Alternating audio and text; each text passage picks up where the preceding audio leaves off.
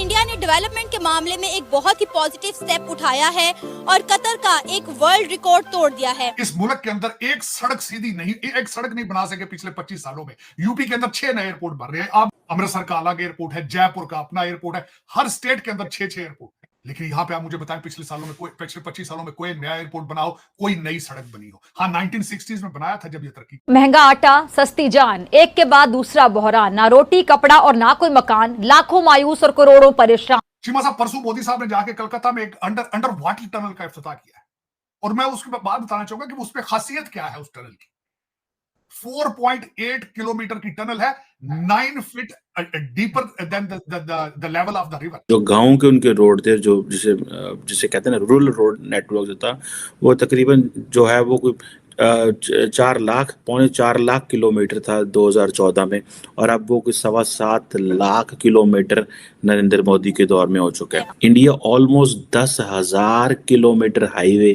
हर साल ऐड कर रहा है। मैं जब भारत के अंदर वहां मौजूद था, $10 बिलियन का सेमी कंडक्टर का प्लांट लग रहा है गुजरात के अंदर। $10 बिलियन उसकी लागत होगी। कमाल क्या होगा, 100 दिनों के अंदर अंदर वो कंप्लीट होगा। 100 दिनों के बाद वो ऑपरेशनल होगा। वेलकम बैक टू पुराना पाकिस्तान, जहां से मैं अबू धाबी, दुबई और दिल्ली एयरपोर्ट देख के आया, चंडीगढ़ देख के आया हूं, मुझे वहां फ्यूचर नजर आ रहा है। इंडिया का रोड्स का इंफ्रास्ट्रक्चर 2024 से पहले तक अमेरिका जैसा वो लोग कर लेंगे। कि पाकिस्तान के साथ भारत को कंपेयर ना किया करें, मैं समझता हूं वो बात उनकी काफी हद तक ठीक है। अब उनको कंपेयर मैंने करूंगा वेस्टर्न सिविलाइजेशन के साथ, अमेरिका के साथ। अब जो मैंने दिल्ली एयरपोर्ट के ऊपर देखा है और जो चंडीगढ़ के अंदर चीजें मैंने देखी हैं चीमा साहब, वो चीजें अब अमेरिका के अंदर भी नहीं। इंडिया ने 75 किलोमीटर लंबा हाईवे बनाया है, वो भी सिर्फ और सिर्फ 5 दिनों में। और ये रिकॉर्ड पहले कतर के पास था, जो कि अब इंडिया के पास है। और हम लोग सालों से घास खा रहे हैं। मैं अभी तक जितने एयरपोर्ट्स पे सबसे ज्यादा गया हूं, जिसको मैं सबसे ज्यादा लग्जरी कंसीडर करता हूं, लग्जूरियस कंसीडर करता था, वो कतर का जो था दोहा एयरपोर्ट का, उसका बिजनेस लाउंज को मैं समझता था कि that is an extreme of luxury. लेकिन मेरी आंखें बिल्कुल खुली की खुली रह गई जब मैंने न्यू दिल्ली के अंदर उनका बिजनेस लाउंज देखा। बात बड़ी दुख और गम की है और ब्यूटीफुल थी, अमेजिंग। मैं I can not express my feelings कि आप उसको देखकर ये अंदाजा लगाते हैं कि how this country is moving forward to compete to the rest of the world. हालात ऐसे कि दुनिया हम पर हैरान, कर्ज के नीचे दबी है पूरी कौम की जान। गुर्बत मुझे नजर आई है इस वक्त। मैंने इस दफा मैं उतरा हूं एयरपोर्ट पे, अमेरिका गरीब नजर आया। नमस्कार दोस्तों, हाल ही में साजिद तरार भारत घूमने आए हुए थे और भारत आकर जो उन्होंने देखा वो बहुत ही ज़्यादा चौंक गए, क्योंकि डेवलप भारत जितना बताया जाता है उससे कहीं ज़्यादा जो है भारत में डेवलपमेंट हो चुका है। और वो इंडिया गेट घूमने गए और बाकी सारी जगह घूमने गए तो उन्होंने पाया कि भारत कितना ज़्यादा साफ़ सफाई में ध्यान रखता है और कितने बड़े बड़े लग्जरी होटल्स हैं यहाँ पे, जो कि बड़े बड़े देश अमेरिका जैसे देशों को भी टक्कर देते हैं। और उन जो अमेरिका में भी देखने को नहीं मिलते, इतने 5 स्टार होटल्स हैं, लग्जरी और फैसिलिटीज़ और सफाई देखकर तो उनकी होश ही उड़ गए। जिसको देखकर उन्होंने बताया कि भारत जितना हम समझते हैं, जितना हम ऑनलाइन देखते हैं, उससे कहीं ज़्यादा आगे बढ़ चुका है, उससे कहीं ज़्यादा डेवलप हो चुका है। और यहाँ की फैसिलिटीज़ और सफाई और बाकी सब चीज़ों का तो कोई कहना ही नहीं। तो भारत बहुत ज़्यादा आगे बढ़ चुका है, इससे तो कोई मना नहीं है। लेकिन अब पाकिस्तानी खुद इस बात को मान रहे हैं, तो ये बहुत ही ज़्यादा अच्छी बात है। तो चलिए देखते हैं रिएक्शन पाक मीडिया का इस पर, और चलते हैं पाक मीडिया की ओर। चीमा साहब, परसों मोदी साहब ने जाके कलकत्ता में एक अंडर वाटर टनल का इफ्तिताह किया है, और मैं उसके बाद बताना चाहूंगा कि उस पर खासियत क्या है। उस टनल की 4.8 किलोमीटर की टनल है, 9 feet deeper than the level of the river, 9 metre deeper, और कंप्लीट की है 66 दिनों के अंदर। 66 दिनों के अंदर कंप्लीट की गई। मैं जब भारत के अंदर वहां मौजूद था, $10 बिलियन का सेमी कंडक्टर का प्लांट लग रहा है गुजरात के अंदर। $10 बिलियन उसकी लागत होगी। कमाल क्या होगा, 100 दिनों के अंदर अंदर वो कंप्लीट होगा। 100 दिनों के बाद वो ऑपरेशनल होगा। तो चीमा साहब, ये मुझे बिल्कुल, मैं इस बात पे, ये मैं सर्टिफिकेट इस वक्त लेकर आया हूं या देकर आया हूं कि वाकई ही sun will be rising from India. कौम के अंदर मैं एपेटाइट देख कर आया हूं, कौम के अंदर मिडिल क्लास की तालीम देख कर आया हूं। मैं हमेशा आपको यह कहता रहा हूं कि भारत का सबसे बड़ा वेपन जो है इंटरनेट, उनका institute of technology, Indian Institute of technology है, जो कि बहुत रैपिडली तरक्की कर रहे हैं जिस तरीके से वो। और दूसरा मेरे लिए एक और बड़ी ऑनर की बात है चीमा साहब कि मैं वापस जा रहा हूं to deliver a lecture on geoeconomics and geopolitics पे Indian Institute of Management. I will be going back in मे।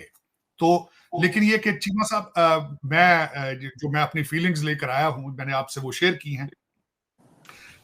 दूसरा, जब बात करते हैं कि हम आगे कहाँ जा रहे हैं, पाकिस्तान के अंदर चेंजेस, आप जाहिर है हम पाकिस्तान को भी टच करते हैं। मेरा मादरे मिल्लत है, मेरा होम कंट्री है। मेरा होम कंट्री तो America, but it's my mother country Pakistan. नई उसमें जो हमारी कैबिनेट है, नई असेंबली है, उसने अपना हल्फ उठाया है। शहबाज शरीफ साहब ने सलूट कर दिया है आर्मी चीफ साहब को। और जो आपकी नई असेंबली है, जो इलेक्टेबल उसमें आए हैं, उसमें सबसे बड़ी सिग्निफिकेंट बात यह आई है कि 4 साबिक वजीर आजम इस दफा असेंबली में है, 4 साबिक स्पीकर इस असेंबली में है, 3 साबिक सदर इस असेंबली में है। 3 साबिक सदर हैं, 1 सदर का दामाद है, 3 साबिक सदूर के पोते हैं और 1 साबिक सदर का नवासा है। तो दर हकीकत ये सारे नवासे तो पोतों की गेम है सारी। वही है इलेक्टेबल जो पार्टियां बदल बदल के आ रहे हैं आपके आमने सामने। कोई चेंज की तवक्को नहीं है। हाँ, एक चीज जरूर होगी कि अब $8 बिलियन आप IMF से मांगने के चक्कर में पड़ चुके हैं। हमारे वजीर आजम साहब ने सबसे पहला काम यही किया ओथ लेने के बाद कि उन्होंने ग्रीन सिग्नल दिया है कि तैयारी करें, IMF के सामने $8 बिलियन लाना है। उसके बाद हो गया क्या? एक तूफान आएगा महंगाई का, तूफान आएगा एक महंगाई का। आपका तेल, गैस, पेट्रोल, हर चीज महंगी होगी। आपका बजट बनाएगा IMF। वो $8 बिलियन कहां जाएगा? वो सिर्फ लंदन और टोरंटो में आपके जो 5000 रूलिंग एलीट है, उनके बच्चों के खर्चे और प्रॉपर्टी पे खर्च होगा। लेकिन उसकी किस्तें आप देंगे। आपके गुर्दे, पहले एक गुर्दा दे दिया गया पिछली दफा, अब दूसरा गुर्दा जो आपका बचा है वो साइन करेंगे वो। मेरे ख्याल में ये आपका मुस्तकबिल है। जो दुनिया के बारे में ओवरऑल आपको बताऊं तो सबसे बड़ी खबर कल परसों की यह है कि रशिया और चाइना चांद के ऊपर एटॉमिक रिएक्टर बनाने का प्रोग्राम बना रहे हैं। और आप क्या कर रहे हैं? आप जिहाद की तैयारी कर रहे हैं, जो कि आपके माजी में आपके आबाओ अजदाद ने कभी नहीं किया था। आपको जिहाद के पूरे स्पेलिंग नहीं आते। आपने आज तक पठानों अरबों के सामने जिहाद नहीं किया। आपने ब्रिटिश के खिलाफ जिहाद नहीं किया। आप TTP के खिलाफ जिहाद नहीं कर रहे। आप अपनी जहालत के खिलाफ जिहाद नहीं कर रहे, गुर्बत के खिलाफ जिहाद नहीं कर रहे। लेकिन ड्रामा क्या है? गाजा के लिए हम जिहाद करेंगे, गाजा के लिए जिहाद। तुक के साथ ही मैं कहूंगा चीमा साहब, जो सदर जियाउल हक ने फसल बीजी थी डॉलरों के लिए, अफगानिस्तान के ड्रामे के लिए, वो पक के तैयार हो चुकी है। वो कभी किसी खातून के कपड़े के ऊपर हलवा लिखा हो तो वो उसके पीछे पड़ती है, कभी किसी के पीछे पड़ती है, कभी किसी के पीछे पड़ती है। यही मुकद्दर है आपका। Practically you have never made Pakistan, और आज भी आप सिर्फ पाकिस्तान फाइलों में मौजूद है। Practically it doesn't exist.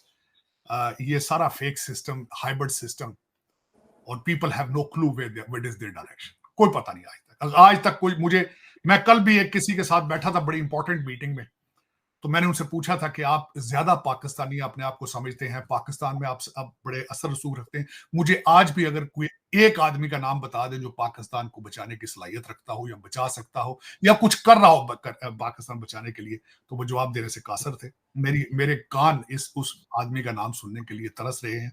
लेकिन अफसोस के साथ है कि Pakistan has no directions, no currently मुझे कोई पॉलिसी नजर नहीं आ रही है, चाहे